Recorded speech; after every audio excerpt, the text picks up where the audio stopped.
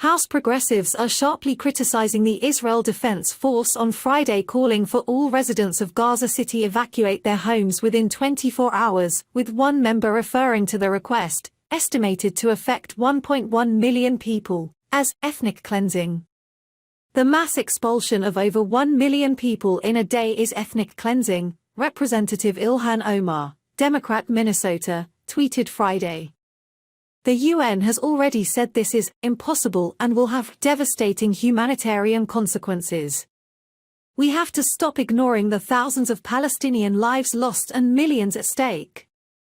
We must use all diplomatic tools to stop this. Others, including Representative Mark Pocan, Democrat Wisconsin, and Representative Alexandria Ocasio-Cortez, Democrat New York, also said the request was not possible.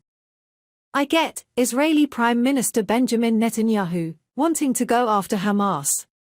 But international standards must apply, protection of innocence must be respected, and unrealistic demands like moving 1.1 million people in 24 hours is ridiculous.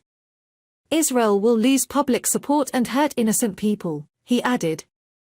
Any person can see that ordering 1+ million people to move in under 24 hours is not possible.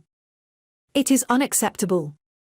The UN has already deemed the order impossible without devastating humanitarian consequences, tweeted Ocasio-Cortez.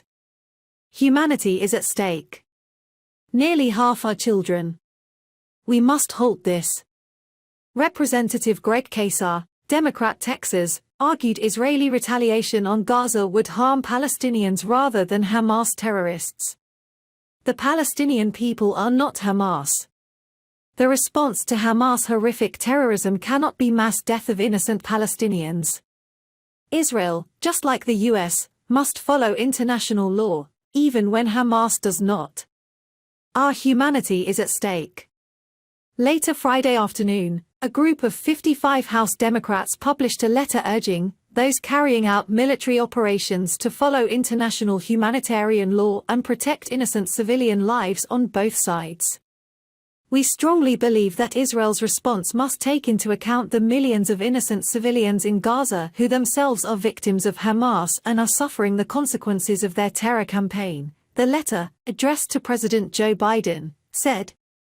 Among the requests made of Biden were that he prioritize, communicating, that Israel's response in Gaza must be carried out according to international law and take all due measures to limit harm to innocent civilians, working to quickly restore the delivery of food, water, fuel, electricity, and other life-saving necessities to Gaza to ensure that innocent civilians have the basics needed for survival, and collaborating with regional partners to establish a humanitarian corridor to enable the delivery of such life-saving necessities and to allow Palestinian civilians and foreign nationals, including U.S. citizens, to seek safe haven outside of Gaza. National Security Council spokesperson John Kirby acknowledged that an evacuation of that size within 24 hours is a tall order.